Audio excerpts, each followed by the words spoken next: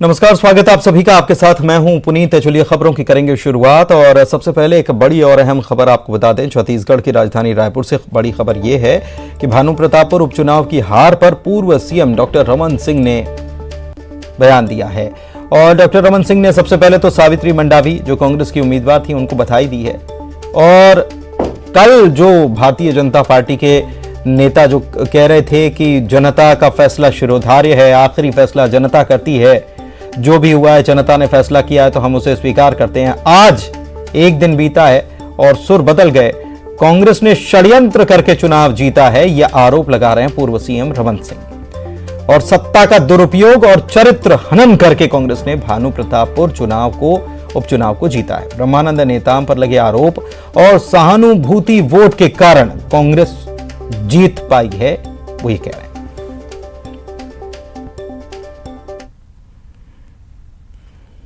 भानु प्रतापपुर उपचुनाव के लिए सबसे पहले मैं श्रीमती सावित्री मंडावी जी को बहुत बहुत बधाई देता हूं कि वो चुनाव जीत गई हैं। भाजपा के कार्यकर्ताओं ने इस उपचुनाव में सबने मेहनत किया और वोटों का प्रतिशत भी बढ़ाया। कांग्रेस ने षड्यंत्र करके ब्रह्मानंद नेताम हमारे प्रत्याशी के खिलाफ 3 साल पुराने षड्यंत्र पूर्वक एक मामले पॉस्को एक्ट के अनुसार कार्रवाई करने का प्रोपेगेंडा भी किया, प्रचार भी किया, न्यायालय से उनको रिलीफ भी मिला, मगर ये कांग्रेस का षड्यंत्र था और जिसकी वजह से भारतीय जनता पार्टी चुनाव में पीछे रह गई। 27 साल के बाद आने वाले 5 साल के लिए यानी करीब करीब 27 और 32 साल का एक कीर्तिमान स्थापित हुआ, जिसमें भारतीय जनता पार्टी लगातार एक दल की सरकार हो और लगातार एक मुद्दे पर ये चुनाव जीतते आ रहे हैं, विकास विकास और विकास। मोदी जी के नाम से डेवलपमेंट की बात को लेकर ऐतिहासिक विजय हासिल की।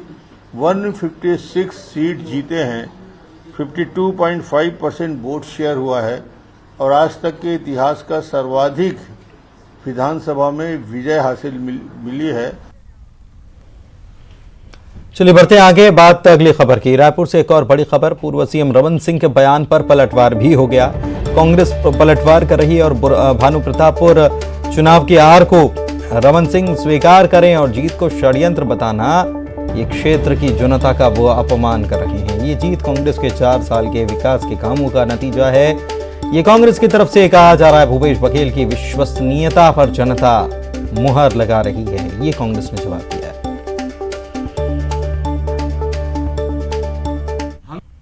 जैसे 4 उपचुनाव में डॉक्टर रमन सिंह जी ने जनादेश को स्वीकार करते हुए अपनी हार मानी थी, वैसे ही भानु प्रतापपुर के भी जनादेश को उन्हें स्वीकार करना चाहिए। भानु प्रतापपुर के चुनाव परिणाम को कांग्रेस की षड्यंत्र बता के डॉक्टर रमन सिंह जी ने भानु प्रतापपुर के जनता का अपमान किया है। भानु प्रतापपुर की जनता ने वहाँ पे भारतीय जनता पार्टी के बलात्कारी प्रत्याशी के खिलाफ मतदान किया है। भानु प्रतापपुर की जनता ने कांग्रेस के 4 साल के विकास कार्यों पर मुहर लगाई है। भानु प्रतापपुर की जनता ने मुख्यमंत्री भूपेश बघेल की विश्वसनीयता पर मुहर लगाई है। भानु प्रतापपुर की जनता ने जो बस्तर में 15 साल तक रमन राज में शोषण चल रहा था उसके खिलाफ मतदान किया है। भानु प्रतापपुर की जनता ने डॉक्टर रमन सिंह के द्वारा मुख्यमंत्री के संबंध में कहे गए अपशब्दों के खिलाफ मतदान किया है। डॉक्टर रमन सिंह जी को सच्चाई से मुंह नहीं मोड़ना। ममता हमारी संवाददाता हमारे साथ इसी खबर पर लाइव जुड़ी हुई हैं, सीधे उन्हीं के पास चलते हैं। ममता, चुनाव के परिणाम कल आए और कल कुछ और बीजेपी की तरफ से, विपक्ष की तरफ से कहा जा रहा था और विपक्ष के नेताओं को हमने सुना, उन्होंने हार को स्वीकार किया और कहा कि जनता का फैसला सर्वोपरि है। लेकिन आज डॉक्टर रमन सिंह कुछ और कहते हुए नजर आ रहे हैं। लेकिन एक बात यह भी है कि इस पूरे चुनाव में विकास, काम, मुद्दे कहीं कुछ नहीं नजर आया। कांग्रेस की तरफ से लगातार बार बार यही बात उठाई गई कि बलात्कार के आरोपी भी नहीं, बार बार ये कहा जाता रहा कि बलात्कारी को बीजेपी ने टिकट दे दिया है और इसे एक बड़ा मुद्दा बनाने की कोशिश भी की गई। बिल्कुल देखिए, लेकिन कल एक दिलचस्प बात भी दिखाई दी और यही जो चीज़ है वो खैरागढ़ उपचुनाव के नतीजों के समय भी दिखाई दी थी कि जब नतीजे निकले तो कोमल जंगेल जो है वो अकेले वापस गए थे और कोई भी बड़ा लीडर वहां पर खड़ा नहीं हुआ था। पूरे पहले राउंड से लेकर आखिरी राउंड तक के जो है बीजेपी के तमाम जो लीडर जिन्हें जिम्मेदारी दी गई थी, जिन्हें भी चुनाव संचालन का जिम्मा दिया गया था, वो देखते रहे कि नतीजे बीजेपी के पक्ष में आते हैं नहीं। सिमिलर जो चीज़ें हैं वो भानुप्रतापपुर उपचुनाव में दिखाई दी। जो चुनाव संचालक हैं बीजेपी के बृजमोहन अग्रवाल वो वहीं थे, शिवरतन शर्मा वहीं थे, लेकिन कोई भी वहां पर नहीं पहुंचा था। बीजेपी को कोई भी लोग जो हैं वो जहां पर वोटों की काउंटिंग हो रही है वहां पर नहीं पहुंचे थे और इनफैक्ट नतीजों के बाद में ब्रह्मानंद नेताम जो है वो अकेले ही बीजेपी दफ्तर की तरफ गए कांकेर में। तो ये तो एक चीज़ है कि पूरे समय जो लीडर साथ में चल रहे थे, लेकिन जिस दिन नतीजे आने वाले थे उस समय कोई भी सामने नहीं आया, यानी बीजेपी जो है वेट एंड वॉच की स्थिति में नजर आई। ये दोनों ही उपचुनाव में हमने देखा है। दूसरी बात अगर हम बात करें तो कल जब नतीजे निकले उसके बाद में ब्रह्मानंद नेताम भी कुछ नहीं बोले और वहां पर बृजमोहन अग्रवाल भी थे, शिवरतन शर्मा भी थे, वो चुपचाप रायपुर निकल गए। लेकिन बीच में भी जब रिएक्शन लेने की कोशिश की गई तो किसी ने भी कोई रिएक्शन देने की दिया नहीं, यानी कि वो उस समय वो सोच रहे थे कि अभी जो चुप्पी है वही 1.25 लाख की है। हालांकि उसके पहले अगर हम बात करें, जैसे कि आपने तमाम जो मुद्दे बताए और कांग्रेस ने भी जो तमाम मुद्दे उठाए थे, बीजेपी ये पूरा दावा कर रही थी कि इसका फायदा उल्टे बीजेपी को ही होगा और सिंपैथी वोट को लेकर जहां पर अगर हम बात करें तो ये कह रहे थे कि सिंपैथी वोट का भी कोई फायदा नहीं होगा। बाद में बीजेपी उलट यही बोलते आई कि सिंपैथी वोट की वजह से जो है सावित्री मंडावी जीती। आज अगर हम बात करें तो डॉक्टर रमन सिंह ने सावित्री मंडावी को बधाई दी है, लेकिन उन्होंने ये भी कहा, नोटा से जोड़ते हुए उन्होंने कहा कि चूंकि नोटा के परसेंटेज बढ़े हैं इसका मतलब ना तो लोगों को प्रत्याशी पसंद है और न ही जो है वो कांग्रेस पार्टी पसंद है। हालांकि उनके बयान जो भी हो, लेकिन नतीजे जो हैं वो सामने आ रहे हैं। डॉक्टर रमन सिंह ने यह भी कहा हालांकि कि क्या इस पर पार्टी समीक्षा करेगी। उन्होंने कहा कि हर चुनाव के बाद में समीक्षा होती है, समीक्षा की जाएगी। प्रभारी लगातार बदले गए हैं लेकिन किसी उपचुनाव में तक बीजेपी को फायदा नहीं हुआ।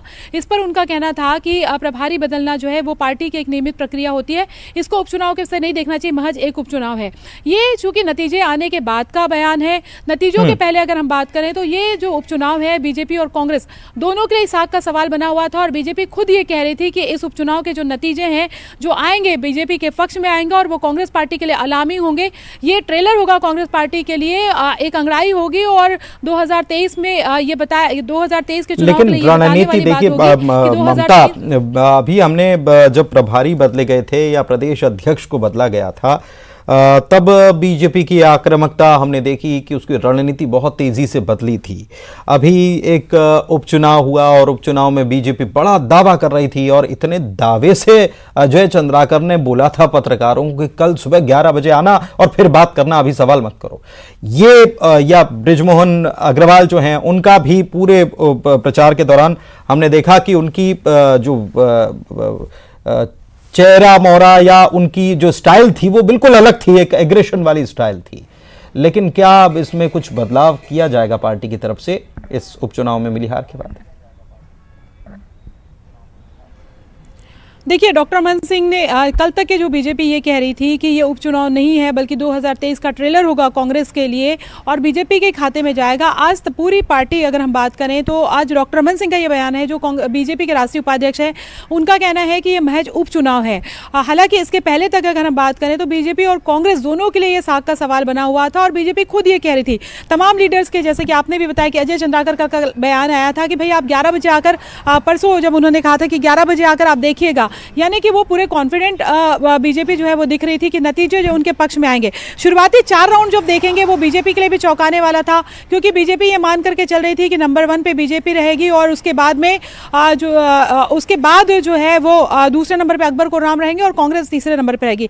लेकिन अगर हम बात करें तो शुरुआती राउंड पे देखा जाए तो ब्रह्मानंद नेताम कहीं भी ठहर ही नहीं रहते बल्कि अकबर कुर्राम जो है वो दूसरे नंबर को बनाए हुए थे। तो ये जाहिर तौर पर जो ये कहा जा रहा था कि अगर अकबर कुर्राम खड़े भी होते हैं, लगातार बीजेपी के लीडर्स का बयान आया था, तो उसके जो वोट जो कटेंगे वो बीजेपी के फेवर में भी होंगे। उलट हुआ, जो वोट है उससे बल्कि कांग्रेस के जो है वो नंबर 1 पे था और अकबर कुर्राम दूसरे नंबर पे था।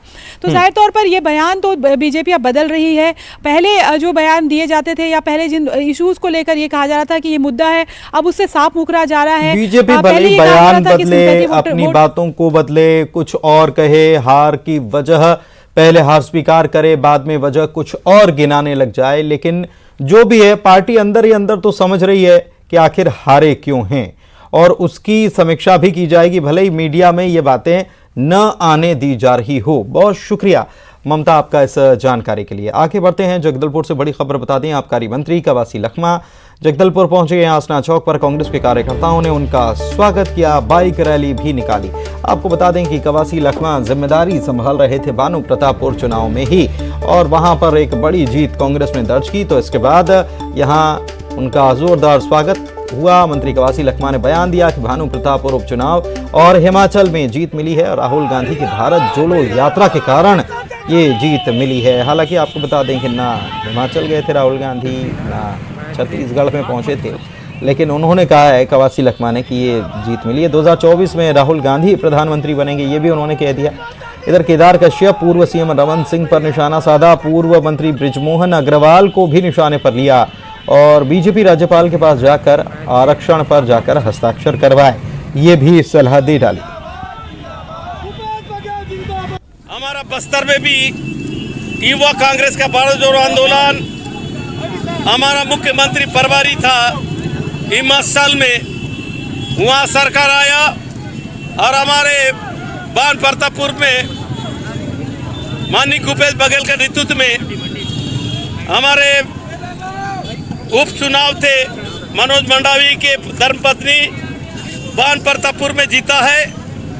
आज इतना उत्साह कार्यकर्ता है, आने वाला चुनाव 2023 में हमारा एक ही टारगेट है, मुख्यमंत्री का एक ही टारगेट है, हमारा कार्यकर्ता का एक ही टारगेट है, छत्तीसगढ़ में 90 का 90 सीट जीतना है।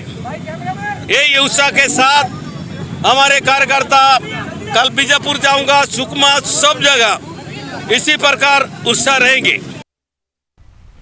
रायगढ़ से बड़ी खबर आपको बता दें, युवक की संदिग्ध मौत के मामले में अस्पताल में परिजनों ने विरोध प्रदर्शन किया है, और अस्पताल पर लापरवाही के आरोप लगाए गए हैं। एक दिन पहले सड़क के किनारे युवक की लाश बरामद की गई थी। ग्रामीणों ने एसपी ऑफिस का घेराव किया है। कोतरा रोड थाना क्षेत्र का यह मामला है, और प्रभारी ने कहा है, थाना प्रभारी ने, कि मामले की हम जांच कराएंगे और पोस्टमार्टम रिपोर्ट के बाद ही मौत के कारणों का खुलासा हो पाया कि मौत हुई कैसे। परिजनों ने पुलिस पर आरोप लगाया है कि जांच प्रभावित की जा रही है। मृतक खरसिया थाना क्षेत्र के मकरी का रहने वाला है, और जेएसपी में यह काम करता है। हमको सूचना मिला ग्राम कोट और गोरखा के माध्यम से कि वहाँ एक डेड बॉडी पड़ा हुआ है, जिसका अज्ञात था। जैसे सूचना मिले, हमने टीम लिया, डॉग स्क्वाड की मदद लिया, डॉग स्क्वाड को बुलाया, डॉग स्क्वाड के माध्यम से डॉग स्क्वाड की मदद लिया, और उसके बाद उसके जो उसका आई कार्ड मिला, आई कार्ड के हिसाब से पता चला कि वो मृतक अजय यादव है। नाम प्रारंभिक कार्रवाई करके हम पोस्टमार्टम के कल मसूरी में शिफ्ट कर दिए थे। आज उसका पोस्टमार्टम करवा लिया गया है। पोस्टमार्टम करने के बाद डॉक्टर से संपर्क किया। डॉक्टर का कहना है कि जब तक हिस्टोपैथी रिपोर्ट नहीं आएगा मैं रिपोर्ट नहीं दे पाऊंगी। डॉक्टर द्वारा जो भी रिपोर्ट दिया जाएगा उसमें हम लोग 100% न्याय कार्य करेंगे, किसी प्रकार का इसमें अन्याय नहीं होगा किसी के साथ में। हरपाल सिंह खूंटे हमारे संवाददाता हमारे साथ इसी खबर पर जुड़े हुए हैं, उनसे इस मामले में अपडेट लेते हैं कि क्या अपडेट हरपाल इस पूरी खबर को लेकर है।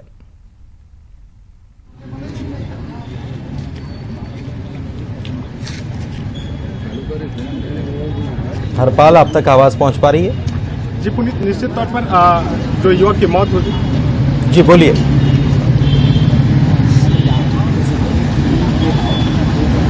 निश्चित तौर पर युवक की संदिग्ध मौत के बाद जो है परिजन आक्रोश में है, और वो न्याय की मांग करने के लिए रायगढ़ के एसपी के दरबार में पहुंचे हुए हैं। एसपी ऑफिस में मौजूद है। हमारे पीछे जो आप भीड़ देख रहे हैं, ये वही परिजन है, ग्रामीण है, जो अपने जो चहेते हैं उसकी मौत के बाद से अब यहाँ पर पहुंचे हुए हैं और पुलिस से न्याय की गुहार लगा रहे हैं। युवक की संदिग्ध मौत के बाद जो है इस तरह के सवाल उठ रहे हैं कि क्या युवक की मौत जो है अस्पताल जो प्लांट है उसके भीतर हुआ है या किस तरह से। इसके लिए हम परिजन से बात करने का प्रयास करेंगे कि क्या कहते हैं वो और किस तरह से वो लोग न्याय की मांग कर रहे हैं। भैया, आप लोग अभी एसपी ऑफिस में पहुंचे हैं, क्या मांग कर रहे हैं आप लोग? अभी अपन न्याय मांग रहे हैं जी। जैसे वो प्लांट के अंदर ही हुआ है उसका मौत जी, प्लांट के बाहर फेंक दिया गया है जी। उसके बाद पुलिस द्वारा अपनों बताया गया जी कल शाम को 5 बजे करीब जी अपन आए हैं जी, तो बोले कल सुबह आएंगे हॉस्पिटल, पीएम होगा। अच्छा, आपको जानकारी कब मिली इसके बारे में? कल करीब 5 बजे के आसपास। अच्छा, अभी पुलिस वाले क्या कह रहे हैं आपको? 5:30 बजे का पुलिस वाले बोल रहे हैं कार्रवाई करेंगे जी, लेकिन हम उनके कार्रवाई से संतुष्ट नहीं है। जी। इसलिए अपना एसपी ऑफिस आए, गुहार लगा रहे हैं, अपनों को न्याय जांच चाहिए जी कि किस कारण से मौत हुआ है जी और गुमराह कर रहे हैं, हम संतुष्ट नहीं जांच से। जी बिल्कुल, पुलिस देख सकते हैं, लोग ग्रामीण खुद कह रहे हैं कि हम लोग पुलिस के जांच से संतुष्ट नहीं है। लेकिन इन लोगों को ये कैसे लग रहा है कि प्लांट के अंदर ही मौत हुई है, और इन लोगों को कहां से ये जानकारी मिली है, ये भी तो पूछिए जरा इनसे। जी बिल्कुल, आप बताएंगे क्यों लग रहा है कि प्लांट के भीतर ही हादसा हुआ है और युवक की मौत हुई है, कैसे आपको संदेह हो रहा है?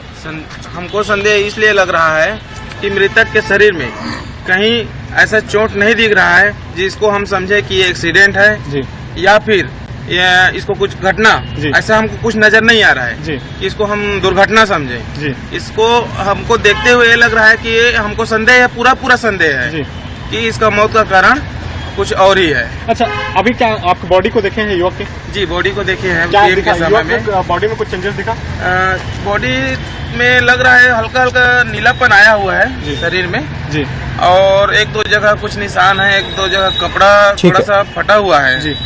ठीक, ऐसा कुछ देखने को मिला है हमको जी। वही सब संदेह कर रहे हैं कि इसका मौत का संदेह कारण जता रहे हैं और न्याय की गुहार लेकर ये लोग यहाँ पर पहुंचे हुए हैं। अब देखना होगा कि एसपी की तरफ से क्या इसमें आश्वासन मिलता है, लेकिन ये बात भी सही है कि पोस्टमार्टम रिपोर्ट जब तक नहीं आएगी तब तक मौत की वजह क्या रही है, मौत के कारण क्या रहे, ये साफ नहीं हो पाएगा। अब देखना होगा कि कब तक ये रिपोर्ट आती है। बड़ी खबर बिलासपुर से, ऋचा जोगी की जाति के मामले में हाई कोर्ट में याचिका दायर की गई है। गिरफ्तारी से बचने के लिए अग्रिम जमानत याचिका लगा दी गई है। ऋचा जोगी के खिलाफ मुंगेली में FIR दरअसल दर्ज हुई है। राजनांदगांव में वंदे भारत ट्रेन रुकेगी। ट्रेन के ठहराव को लेकर रेल मंत्री से मुलाकात हुई है। बीजेपी सांसदों ने रेल मंत्री अश्विनी वैष्णव से मुलाकात की है। राजनांदगांव में ट्रेन का स्टॉपेज रखने की मांग की गई। सांसद संतोष पांडे ने स्टॉपेज रखने की मांग की है। रेल मंत्री ने तत्काल राजनांदगांव स्टॉपेज के लिए आदेश भी दे दिया है। मैं देश के प्रधानमंत्री माननीय नरेंद्र मोदी जी, रेलवे मिनिस्टर श्री अश्विनी वैष्णव जी को हृदय से बहुत बहुत धन्यवाद देता हूं, जिन्होंने नागपुर से बिलासपुर की ओर जाने वाली वंदे भारत एक्सप्रेस, जो बहुत ही जनता के लिए आवश्यक थी, मैं उसके लिए अपने क्षेत्र की जनता को भी हृदय से आभार व्यक्त करता हूं, जिन्होंने हमें ताकत दिया और जिनके आशीर्वाद से ये सब संभव हो पाया। अब राजनांदगांव में वंदे भारत की ठहराव होगी, राजनांदगांव में ट्रेन रुकेगी, जिसकी बहुत जोर शोर से मांग थी।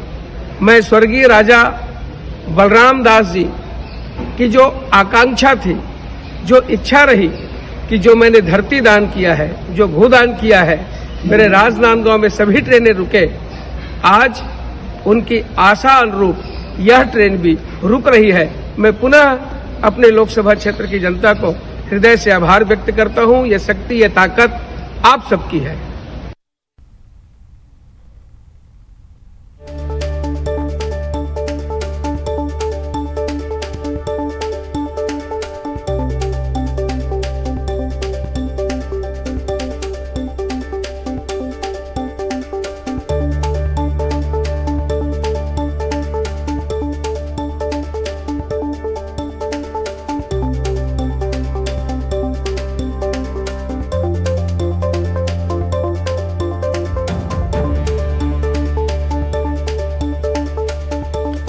अभिषेक शुक्ल डिप्टी एडिटर हमारे साथ लाइव जुड़े हुए इसी खबर पर, उनसे बात करते हैं। अभिषेक जी, ये वाकई में राजनांदगांव के लिए एक बड़ी बात है कि ये स्टॉपेज यहाँ पर होगा। रेल मंत्री से मुलाकात भी उन्होंने की और रेल मंत्री ने तुरंत मांग को न केवल स्वीकार कर लिया बल्कि अब ये कह भी दिया गया है कि स्टॉपेज होगा, और ये लोगों के लिए बहुत राहत की बात कही जा सकती है। बिल्कुल पुनीत, देखिए लंबे समय से मांग हो रही थी। जैसे ही पता चला था लोगों को कि वंदे भारत जो कि एक ड्रीम ट्रेन भी यहाँ पर लोगों की है, वो चलने वाली है बिलासपुर से नागपुर और नागपुर से वापस बिलासपुर, लेकिन राजनांदगांव उसका स्टॉपेज नहीं होगा। इससे काफ़ी निराशा थी लोगों में और आंदोलन भी लोगों ने किया था। लोगों ने अपनी मांगे भी रखी थी, जाकर सांसदों से मुलाकात भी की थी, क्योंकि संतोष पांडे वहाँ के सांसद हैं और भी बाकी सांसदों ने आज रेल मंत्री से मुलाकात की, उनका धन्यवाद किया कि आप वंदे भारत ट्रेन छत्तीसगढ़ को दे रहे हैं। और लेकिन राजनांदगांव स्टॉपेज की मांग इस दौरान संतोष पांडे ने वहां पर रखी थी, जिस मांग को स्वीकार किया रेल मंत्री ने तत्काल उनकी बातों को सुनते हुए। और जैसा संतोष पांडे से हमारी बात हुई, उनका कहना था कि तत्काल इस मांग को स्वीकार करते हुए आदेश भी जारी कर दिया है। बड़ी बात है छत्तीसगढ़, खासतौर पर राजनांदगांव वासियों के लिए कि ये स्टॉपेज वंदे भारत ट्रेन का वहाँ होगा। 11 तारीख को नागपुर से प्रधानमंत्री से रवाना करेंगे पुनीत और छत्तीसगढ़ के बिलासपुर ये ट्रेन पहुंचेगी। तो लोगों में बड़ी उत्सुकता है अभी से टिकट को लेकर मारामारी, और लोग जानना चाहते हैं आखिरकार इस ट्रेन के अंदर क्या कुछ खास है, किस तरीके से इस ट्रेन में सुविधाएं हैं। हालांकि न्यूज़ 18 ने ट्रेन के अंदर क्या क्या सुविधाएं हैं, तमाम चीज़ें लोगों तक पहुंचाई है, बताई है। और ये खबर भी हम सबसे पहले पहुंचा रहे हैं कि राजनांदगांव वासियों की मांग पूरी हो गई है और ट्रेन का स्टॉपेज वहाँ मिल गया है। बिल्कुल, ट्रेन का स्टॉपेज मिल गया है। सत्ता पक्ष यानी कि प्रदेश सरकार जो है वो हमेशा इस बात को लेकर सवाल उठाते रहते हैं कि इतनी ट्रेनें बंद होती हैं तो जो सांसद हैं वो बात ही नहीं करते, केंद्र में जाकर बात रखते नहीं हैं, लोगों की समस्याओं को सुनते नहीं हैं। लेकिन हम देख रहे हैं कि यहाँ पर उन्होंने न केवल मांग रखी बल्कि स्टॉपेज भी हो गया। जी, पॉलिटिकल लड़ाई है जो लंबे समय से सांसद और राज्य सरकार के बीच चलती रही है। सांसदों को लेकर राज्य सरकार तल्ख तेवर अपनाती रही है, और चाहे कोरोना का समय हो या संतोष पांडे जो राजनांदगांव से सांसद हैं वो इस वक्त हमारे साथ जुड़े हुए हैं। अभिषेक जी, आपको रोकना चाहूंगा। सांसद महोदय, आपकी तरफ से जो मांग रखी गई थी वो स्वीकार कर ली गई है, और ये एक बड़ी बात है। क्षेत्र के लोग लंबे समय से मांग कर रहे थे, क्या कहेंगे? इसमें बड़ी खुशी और हर्ष का विषय है कि इसमें राजनांदगांव, मानपुर, मोहला, कवर्धा ऐसे 4 जिले का ये लोकसभा क्षेत्र है। और इसमें सबकी डिमांड ये रही है कि यहाँ से बिलासपुर की दूरी, यहाँ से नागपुर की दूरी, और नागपुर से हमारा बड़ा संबंध रहा है। तो सबकी इच्छा रही राजनांदगांव की जनता की, और ये एक स्टॉपेज यहाँ होना चाहिए जो नहीं है। तो मैंने इसे लोकसभा में प्रश्नकाल में मैंने उठाया था, और जिसे मंत्री जी ने साथ स्वीकार किया। आज मेरी व्यक्तिगत मुलाकात हुई और उन्होंने आदेश कर दिया मेरे सामने, और ये जब ट्रेन शुरू होगी 11 तारीख को तो उनका स्टॉपेज हमारा राजनांदगांव होगा। ये हम सब के लिए खुशी की बात है। और इसके लिए जो हमारे महाराजा स्वर्गीय बलराम दास जी थे, उन्होंने बहुत भूभाग, बहुत जमीन दान किया है, भूदान किया है। अपना बीएनसी मिल है, गौशाला का है, राजगामी संपदा है, तो उन्होंने रेलवे को भी दान दिया था। और उनकी ये इच्छा थी कि जो भी ट्रेन इधर से गुजरे वो राजनांदगांव में रुके। मैंने अवगत कराया और माननीय मंत्री जी उसको सहज स्वीकार किए, और उन्होंने अनुमति प्रदान कर दी है, और ट्रेनों का ठहराव होगा। ये अपने वंदे भारत जो सबसे महत्वपूर्ण है, कम समय में हमको नागपुर पहुंचाने वाली है, बिलासपुर पहुंचाने वाली है। इसके लिए मैं माननीय देश के प्रधानमंत्री नरेंद्र मोदी जी को, रेलवे मिनिस्टर श्री अश्विनी वैष्णव जी का आभार व्यक्त करता हूँ। चलिए, बहुत शुक्रिया हमसे जुड़ने के लिए और ये बातचीत करने के लिए। अभिषेक जी, आपका भी बहुत शुक्रिया।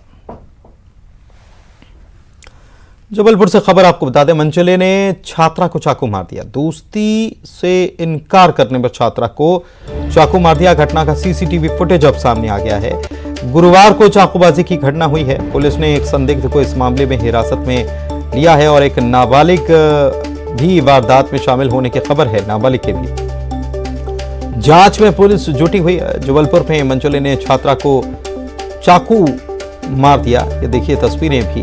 दोस्ती से इनकार करने पर इस पर हमला बोल दिया। मध्य प्रदेश में बेटियां क्या सुरक्षित हैं? ये सवाल इस खबर के बाद फिर से उठ रहा है। आपको याद होगा अभी कुछ दिनों पहले टीकमगढ़ की तस्वीर आई थी, जहां पर एक लड़की को गली में एक युवक किस तरीके से छेड़ता हुआ चला जाता है, उसके ऊपर हाथ डालने की कोशिश करता है।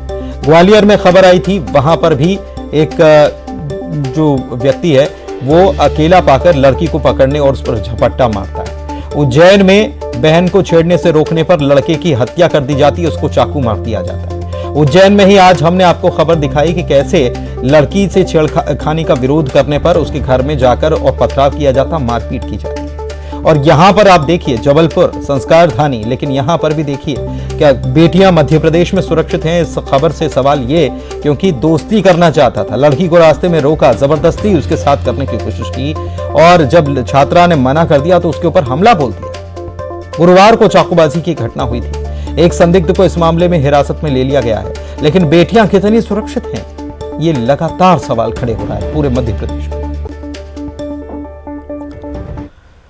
बुलेटिन में इतना ही। नमस्कार।